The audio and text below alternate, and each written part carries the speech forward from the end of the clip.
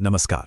आज बात होगी भारत की एक ऐसी जबरदस्त वैज्ञानिक कामयाबी की जिसने हमारे देश के भविष्य की कहानी ही पलट दी है। ये कोई छोटी मोटी बात नहीं है, ये एक ऐसी छलांग है जिसका सपना हम दशकों से देख रहे थे। तो सवाल ये उठता है कि आखिर ऐसा हुआ क्या है?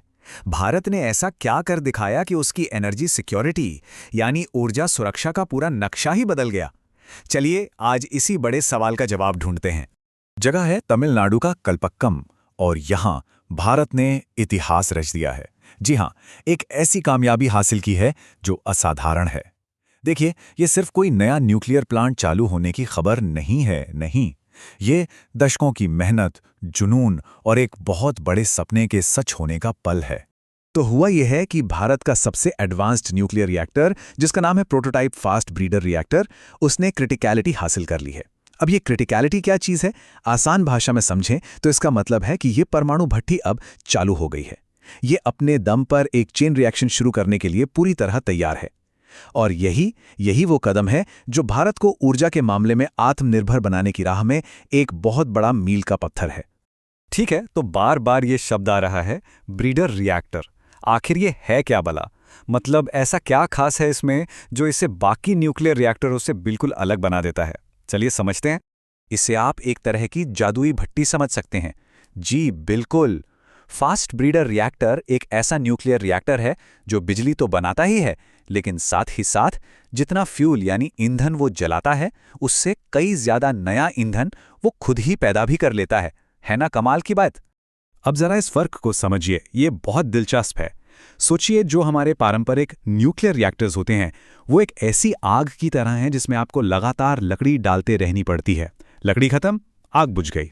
लेकिन ये जो ब्रीडर रिएक्टर है, ये उस जादुई आग की तरह है जो ना सिर्फ जलती है बल्कि जलते जलते अपने लिए और लकड़ी भी पैदा कर लेती है।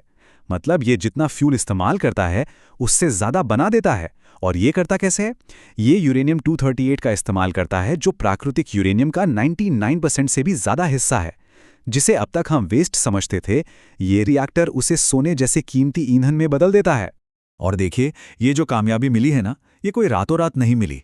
इसके पीछे एक बहुत दूर की सोच है।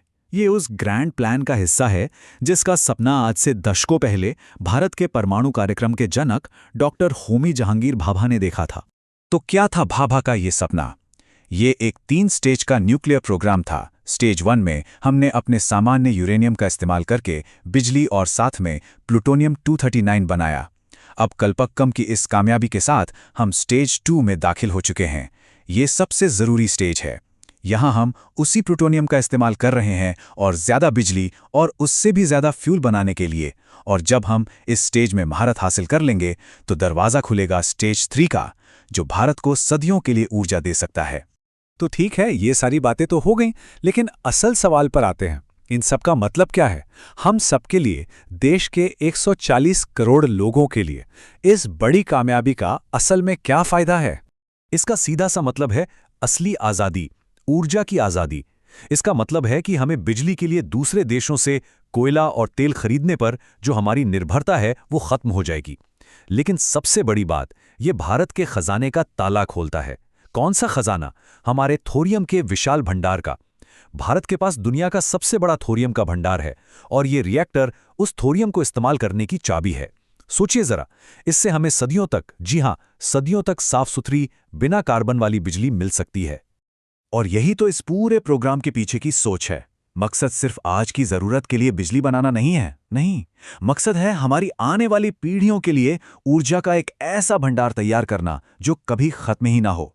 ये एक ऐसे भारत का सपना है जो ऊर्जा के लिए किसी पर निर्भर ना हो, एक आत्मनिर्भर, ऊर्जा संपन्न भारत। तो ये एक बहुत बड़ा पड़ाव तो हमने पार कर लिया। अब सवाल है, आगे क्या? यहां से अब भारत का न्यूक्लियर रोड मैप हमें कहां ले जाएगा? तो देखिए, अभी ये एक प्रोटोटाइप है। अगला कदम होगा इससे बिजली पैदा करके उसे हमारे नेशनल पावर ग्रिड से जोड़ना। और एक बार ये काम कामयाबी से पूरा हो गया, फिर तो बस इसी मॉडल के आधार पर देश में कई और बड़े कमर्शियल ब्रीडर रिएक्टर्स बनाने का रास्ता खुल जाएगा। और वही रिएक्टर्स भारत के भविष्य को सही मायनों में रोशन करेंगे।